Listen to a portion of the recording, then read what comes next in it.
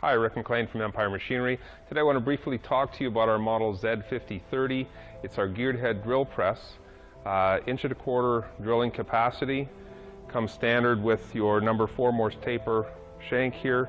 1/2" drill chuck. It also comes with a number 3 to a number 4 Morse taper adapter. It's got high and low range, and then 3 different ranges in high and low to go from 90 to 1970 RPMs. Comes standard with your fine adjustment, or you can operate it as a standard drill press. It's got your dead stop here for to control your depth, forward and reverse. So that's low speed, or if we go to high speed,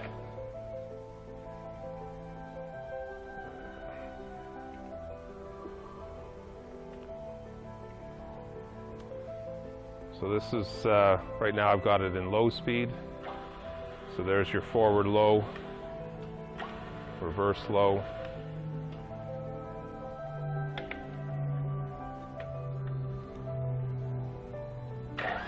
And there's your high speed, that's 1970 RPMs.